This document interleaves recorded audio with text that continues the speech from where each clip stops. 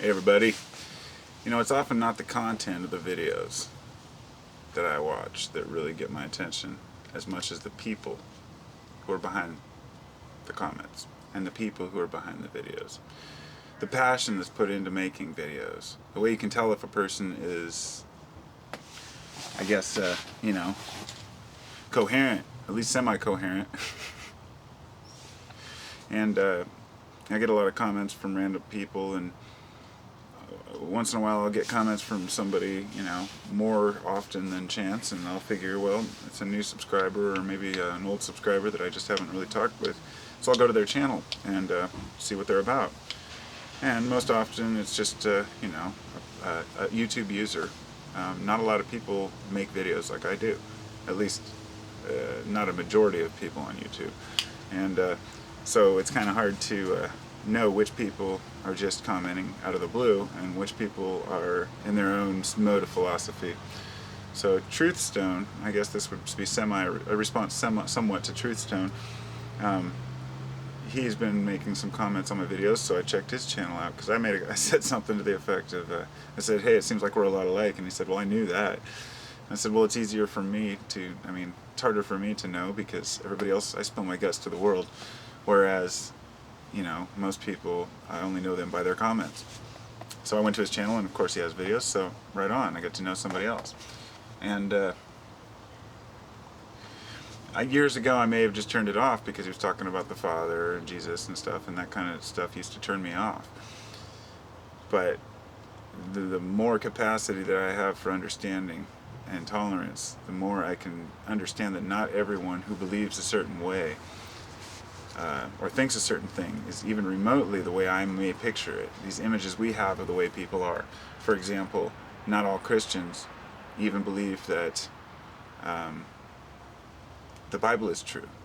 You don't have to be a Bible believer to be a Christian. Not in the literal sense. If you're a follower of Christ, you may follow some of the teachings of the Bible. It doesn't mean you have to believe every word of it.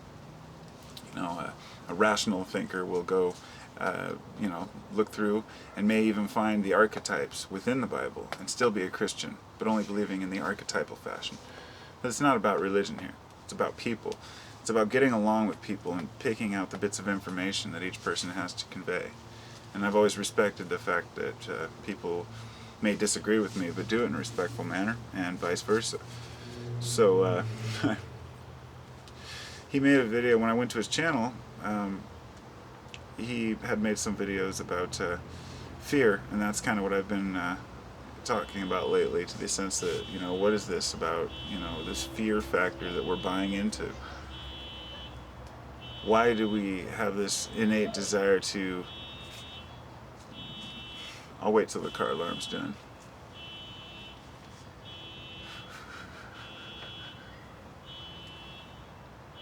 It's distracting.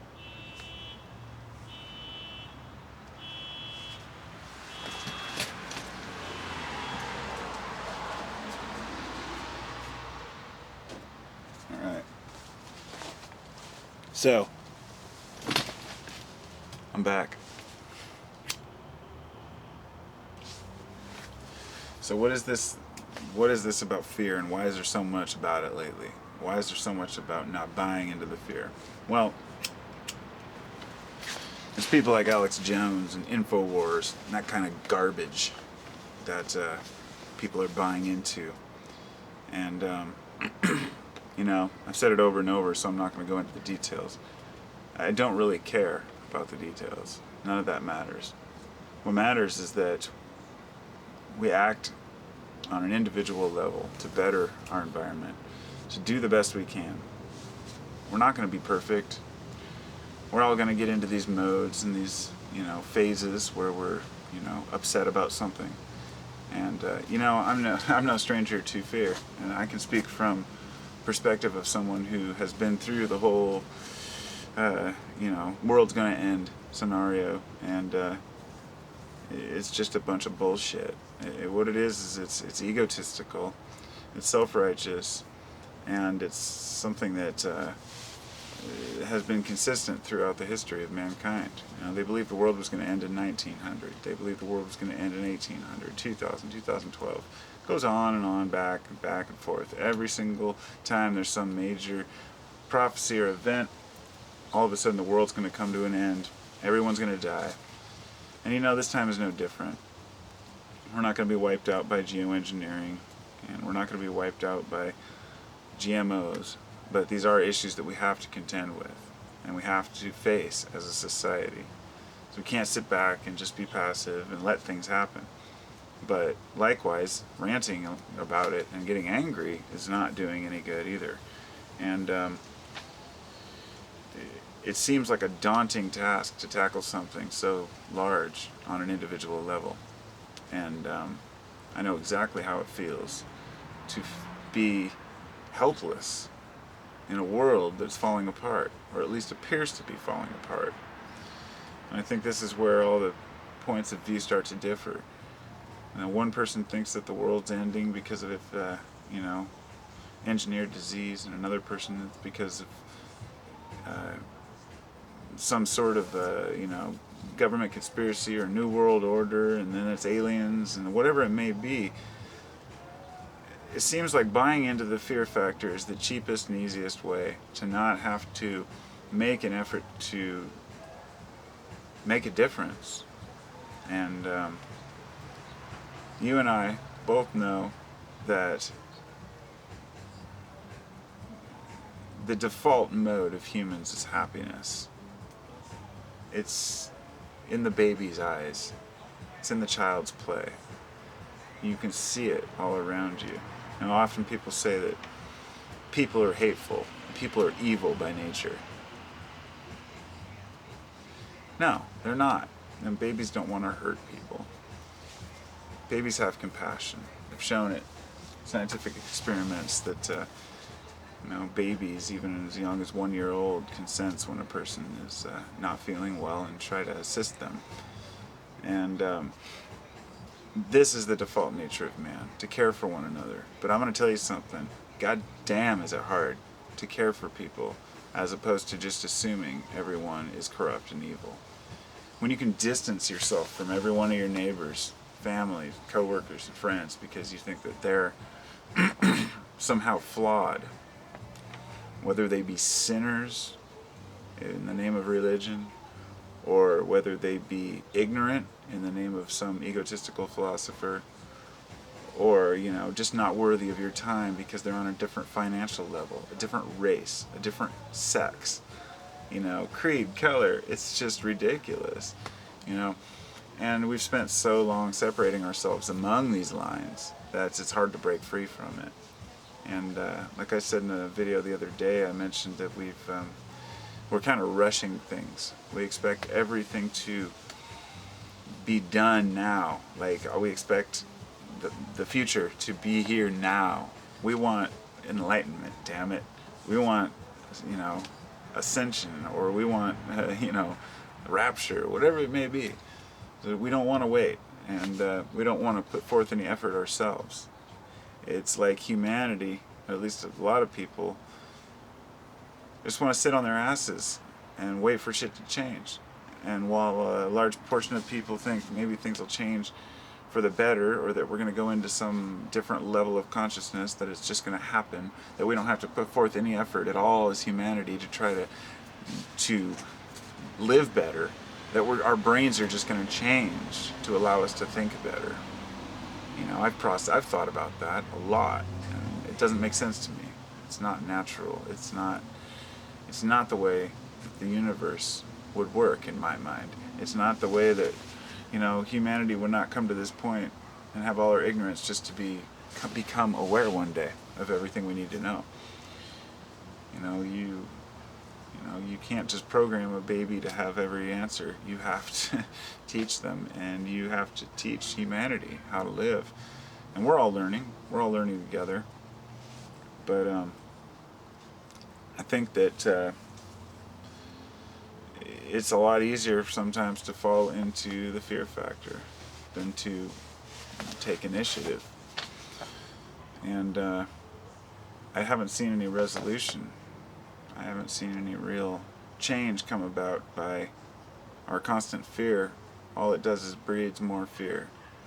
And when we complain that mainstream media only breeds fear, it's a reflection directly of us, you know.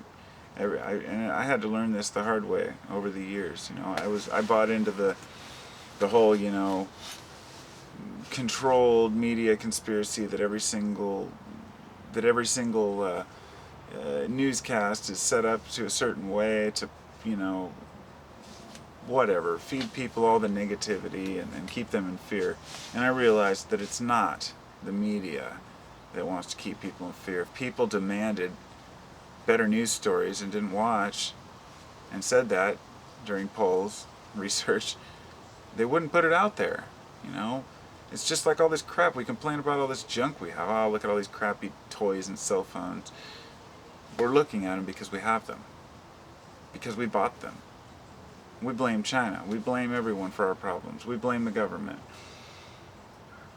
But how long does it take for us to realize that we have to look at ourselves and we're ultimately responsible?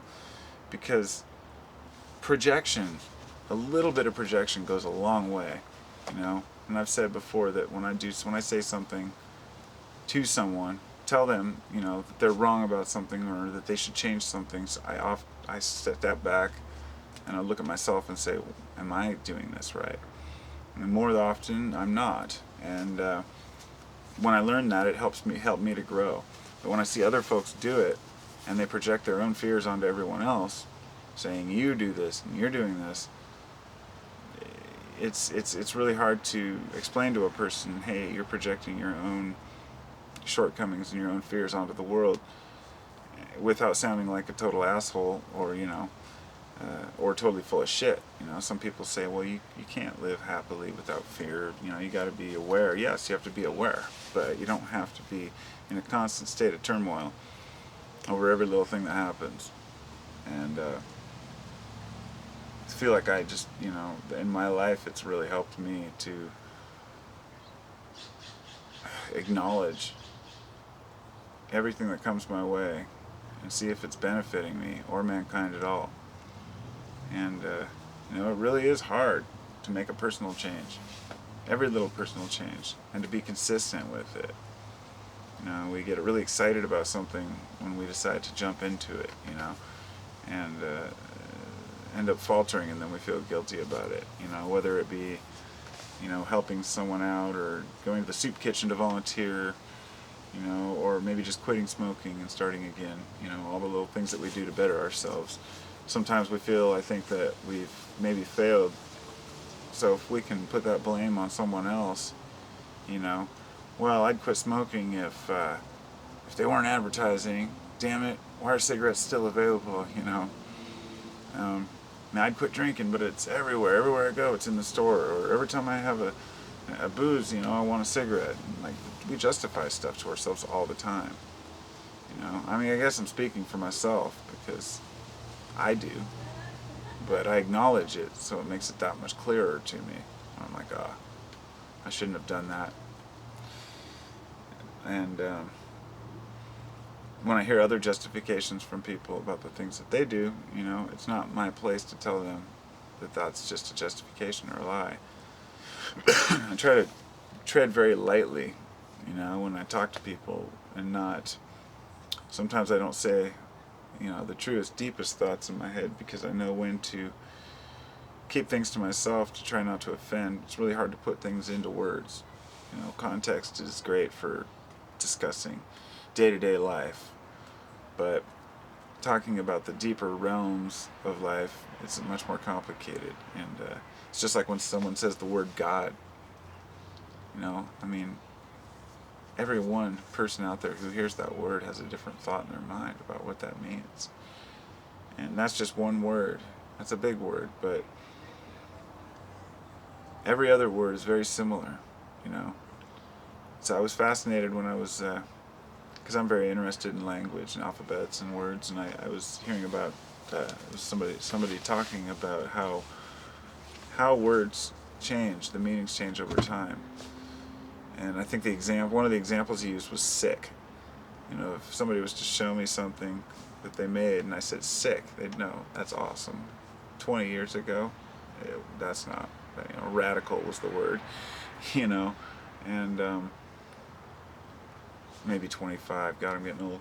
Anyway, there's a lot to be said about that, because, you know, you speak to someone from a different culture, a different era, and they use the same words, and it's just not quite the right word. So the person who's receiving, you know, who's listening, takes it wrong. And that happens a lot. It happens a lot. You know, I work with a guy who's from El Salvador, you know, and I'm pretty good at understanding him. But there are certain things he says, I can tell what he means, but I know if he said it to someone else, they might not quite get it. The boss, he's an architect. He comes around and, you know, checks on stuff. Doesn't work there. Just, you know, we work for him. And when he talks to him, he gets kind of nervous, and he'll laugh when Oscar says something to him. The El Salvadorian guy, you know, when he talks to the boss will get kind of nervous and laugh because he doesn't understand what he's saying.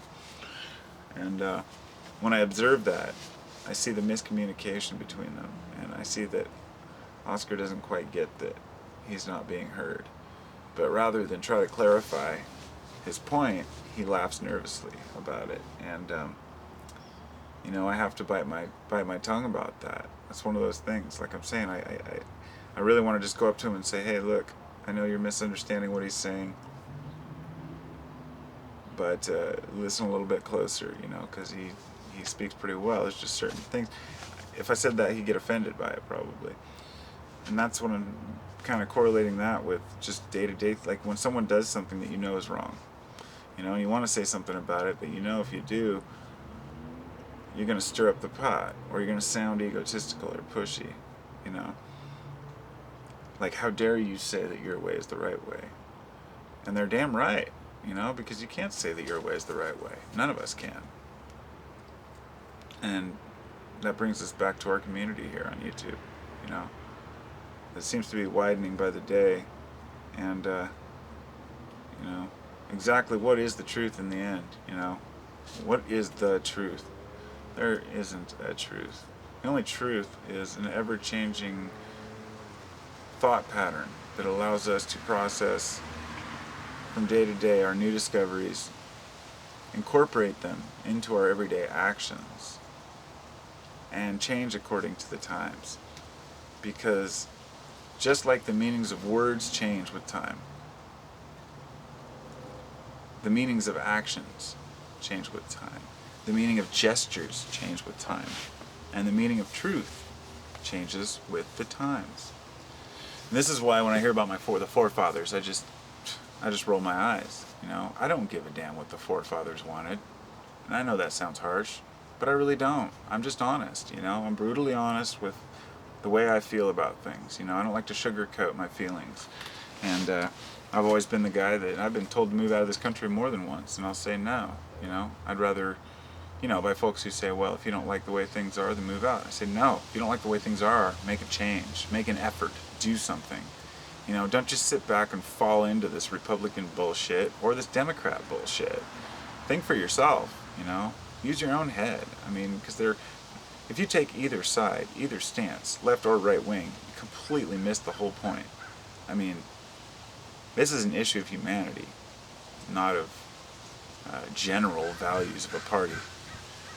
This is a very specific thing that needs to be addressed, and you know, so truth with the time is completely shifting, like the dunes, like the sand dunes. You know, you come back the next year and it's in a different place. The sand's still there; it's just moved. Some of our values move around too. You know, one country may have really strong values, may be considered a great country, and then they falter, and then the next country takes over, you know? Just like China. China's the new superpower in the world. Americans are going to have to face it. And that's why when I say that I have a brutally honest take on, you know, the way I feel about the forefathers, that's what I meant by that, was that, you know, when our forefathers were here, you know, who cares? They were a bunch of Freemasons that came over here to try to escape religious persecution and start a new world, and There's a lot of history behind that, and it's all great, and it's all interesting. But what they wanted in the 1700s has no bearing whatsoever upon the things that we face today. I mean, hell, not too long before that, the world was flat, right? And, much later after that, there was phlogiston was considered to be the burning substance that made fire. These science has brought us a lot of new information that allows us to make better assessments, and our truths change. And that's why I have a hard time seeing why people can't see past that, but at the same time understand why. It's because it's a grasp onto something. Some folks want something to hold on to. Most folks, if not everybody, wants something to hold on to. I've been asked a lot of times, well, don't you believe in something? I've almost had people upset at me because I don't have a belief system. As if, don't you take a team? Which sports team do you like? I don't like sports. What do you mean you don't like sports? What are you, left or right wing? I'm not any wing. I ride the bird. I'm with the whole package, And I'm a generalist in every sense. But at the same time, I don't sit back and that can become a passive approach. Not taking any views, not taking any stances on things. It's an escapism, just like fear. So you can't take it to the point where, oh well, live and let live to every person. No. When there's a problem in nature corrects itself. And so if there's a problem in society, we need to correct it because we're part of nature. So whatever the ancestors wanted for this country has changed, and we now have a lot more people than we could have ever imagined. We have technology beyond anything that we could even comprehend back when I was watching Gremlins in the 80s. Or Back to the Future. I guess that's a better example. Back to the Future, when they'd show Star Trek was perfect, these communicators, wow, so high tech. We've got so much more than that now. So the meaning of communication has even changed. Most of the people who say the word communication, everyone's going to have a different view. An old-timer might think talking. The average youngster today is going to think that's talking on the phone. I guess what I'm getting at is that, and I've kind of rubbed this in many of my videos, but it's just so important to me, is to really remember where each person's coming from and to respect the views that they have that are worthy views in your eyes, that say, oh, that's a good point. And really don't think about it based on who you think they are. You don't have to watch my videos and think and agree with me. I've had people say, oh, I didn't agree with this, don't block me. I'm like, I don't block people because they don't agree. And, but people are afraid of conflict, so they want to agree with everything. Please don't. When I say something I shouldn't say, I'm not surprised because I don't review these videos. I just make them and I post them because I have nothing to hide. I'm just a person out here talking. When I started doing this about a year ago, I was just a dude talking about things that bothered me, things that really pissed me off. And over the years, it seems like I've kind of changed into ways to change, and I think that's where we're all trying to get to, is change, something better. So we don't need to sit around and wait for it to happen. We can make it in our own lives. And when you make a change in your own life to live better, you start to see the good around you. Like I was saying at the beginning, Truthstone, he mentioned something in one of his videos that really resonated with me about, about just that. You start to see, if all you're looking at is fear, and all you're doing is watching the news, it's just going to build in you, and it's going to get worse and worse. So you don't have to ignore the issues. There's no way you're going to get away from hearing the major news stories. You don't have to watch the news to catch up on what's going on. Maybe somebody needs to make a quick positive news report where they just take all the biggest stories and say this is the story, without putting all the elaborate bullshit about who was black and who was white and who got shot and what army blew up what army and what part of town is the most dangerous to live in, and gangster activity. There are elements of society that need to be dealt with, and they are being dealt with. But if we're instilling a constant state of panic, all we're doing is confusing people.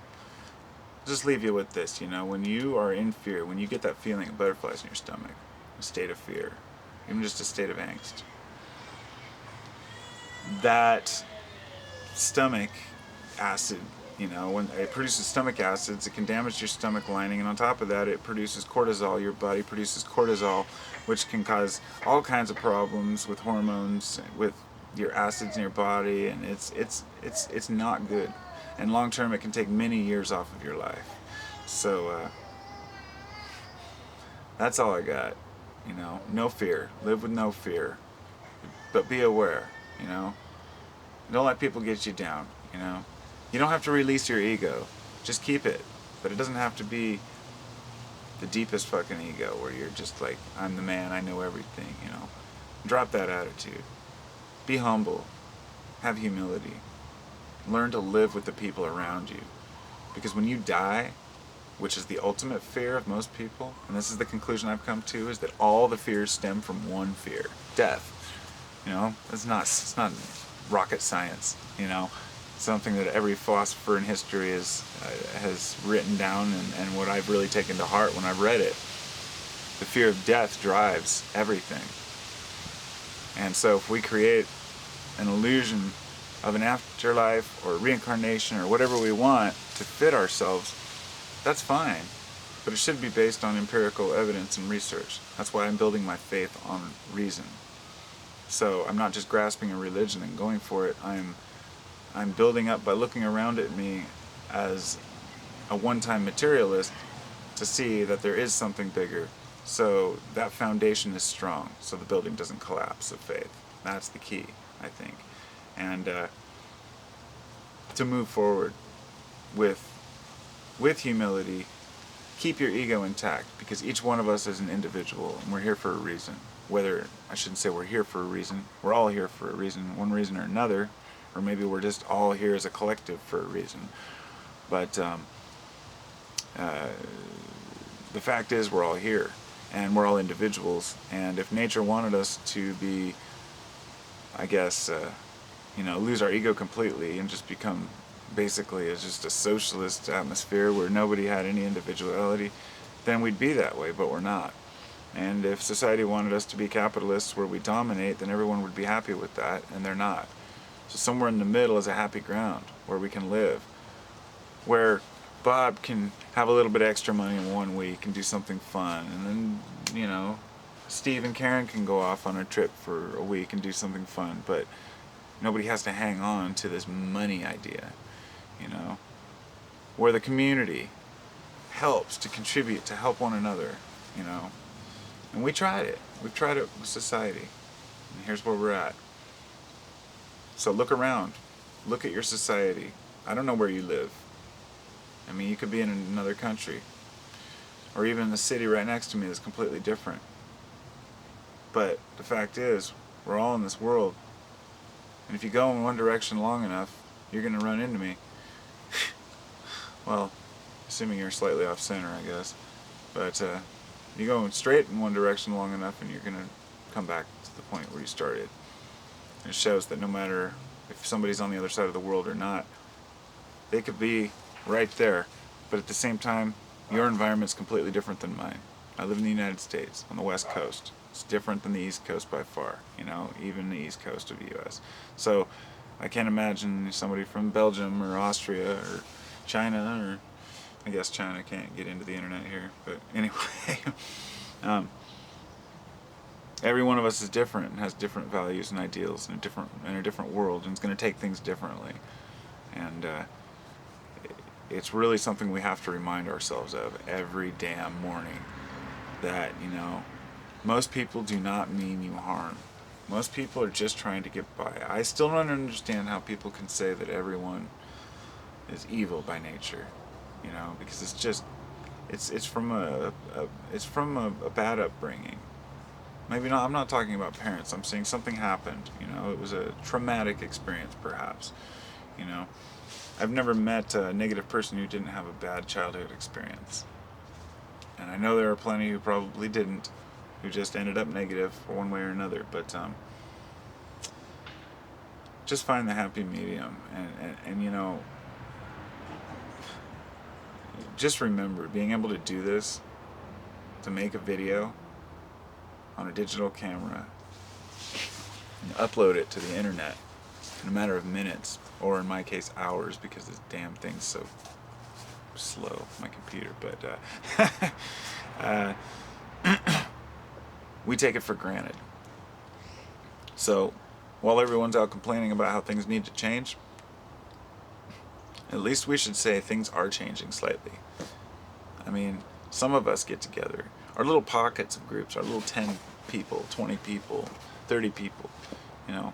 These pockets are fine when they're small. They get too big and somebody always wants to take charge. I think that's the problem in the world, is when communities get too large, someone takes charge. And unfortunately, power blinds and corrupts. Absolute power corrupts absolutely. This has been shown over and over in history.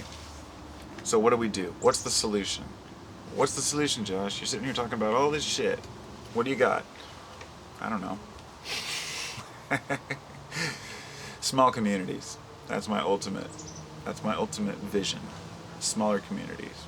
And unfortunately, a lot of folks think that takes a worldwide catastrophe to happen. And I'm finally I'm finally being able to turn the page and think that this world might be able to turn around without a catastrophe.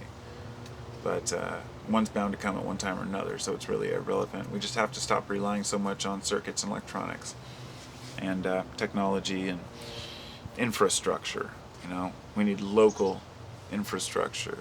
We need more biodomes and community gardens.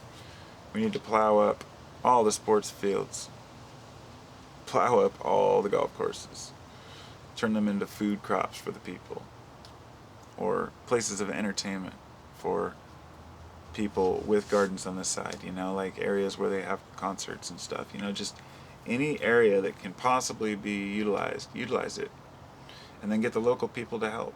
People do want to help, they just don't know how, and they don't want to donate all their money to some charity and they don't know where it's going.